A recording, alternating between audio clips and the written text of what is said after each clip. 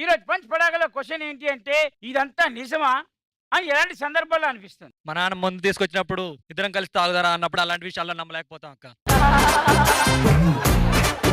Night 2 కొట్టినా అన్న, kick ఎక్కలేదు అసలు. ఎందుకు ఎక్కలేదు నమ్మలేకపోతున్నా నేను. కాదు, నిచ్చెన వేసుకోవాల్సింది, ఆటోమేటిక్ ఎక్కేది.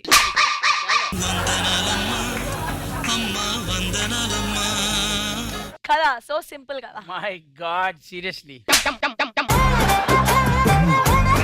అన్న మన మొగజాతి ఆణిముత్యాల్ని వీళ్ళు ఇట్లా తొక్కేస్తా అంటే వీళ్ళందరికీ మన కష్టం విలువ ఏంటిది అనేది తెలిసేలా ఓ డైలాగ్ చెప్తానా. చెప్పు కాక.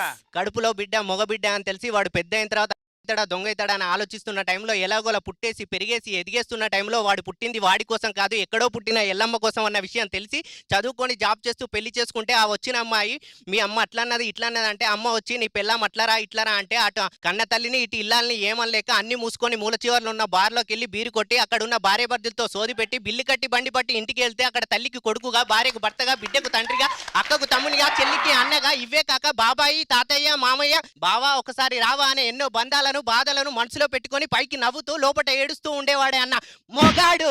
మొగాడు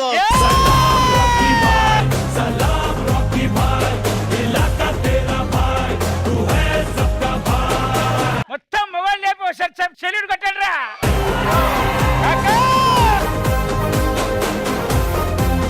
అదిరిపోయింది అబ్బాయి. అన్ని చెప్పినవన్నీ నిజాలే. దానిలో ఏ ఒక్క నిజం ఇలా అర్థం చేసుకున్నా మనం ఇలా ఉండేవాళ్ళం కదా. రెడీ అమ్మా? పైమ అస్థి పంజరం కాదు అమ్మాయి అన్నప్పుడు నేను నమ్మలేకపోతా. ఏదైనా ఒక షాప్ లో చీర కొంటే అబ్బాయి ఫ్రీ అనే ఆఫర్ ఉంటే ఇదంతా నిజమేనా అనిపిస్తుంది. అమ్మో, చీర కొంటేనే అబ్బాయి ఫ్రీ అంటే మేము ఎన్ని కొంటాం తెలుసా? మాకు ప్యాంటు షర్ట్ కొనండి అమ్మాయి ఫ్రీ అంటే. అది ఇంతతో పంచపటాక అయిపోయేది.